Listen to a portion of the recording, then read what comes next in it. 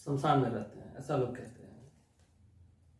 शमशान एक शांति का स्थान था, जहाँ शांति, लोग मृत्यु के उपरांत जो शांति होती है, मोक्ष का जो भाव होता है, वो प्राप्त करने के लिए शरीर वहाँ पहुँचता है, जिसे पंच तत्वों से बने हुए शरीर को अग्नि में समर्पित कर दिया जाता है, और अग्नि के माध्यम से पृथ्वी, वायु, जल, आकाश को वह प्राप्त हो जाती है। पंचतत्व की शरीर पंचतत्व में विलीन हो जाती है, और वहाँ चिर शांति, और वहाँ लोग मुक्ति के लिए चिंतन विचार जब तक रहते हैं तब तक करते थे। परंतु वर्तमान में शमशान, तकनीकी के दौर में शमशान मुक्ति का स्थान नहीं, वह पर्यटन का स्थान हो चुका है।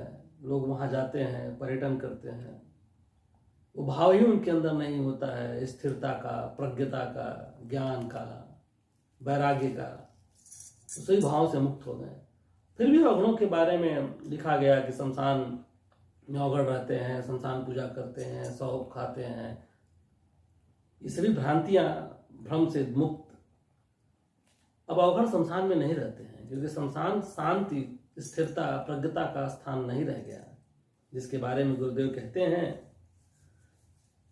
शमशान में वो जाते हैं। इसलिए पहली बात तो हमें समझ में आया कि वो शमशान में बैठकर शमशान वैराग्य बोलते हैं।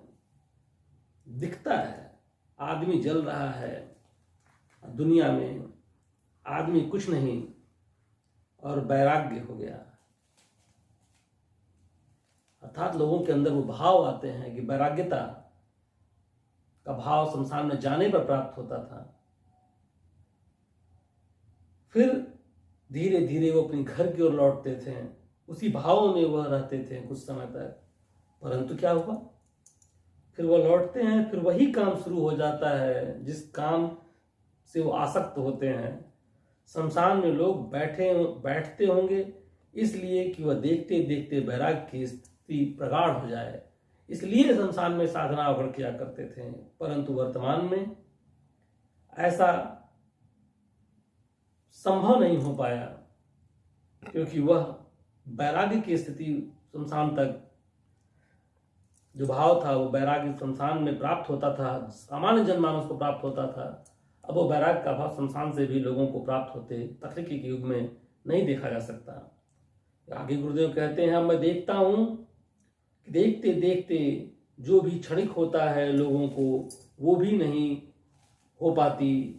जो लोग हमेशा रहते हैं वहाँ पर, अर्थात जो लोग शमशान पर हमेशा रहते हैं, उनको भी क्षणिक वैराग्य भी नहीं हो पाता है। तो फिर उस शमशान पे अवगण साधु महात्मा संत कहाँ ही रह पाते हैं। ये परिस्थितियाँ, उन्होंने आगे कहा, ये परिस्थितियाँ ठीक उल्टी हो गई हैं। वे व्यवस्था इसलिए बनाया गया था कि शमशान में जो भी बैठे उसे एकाग्रता प्राप्त हो जाए।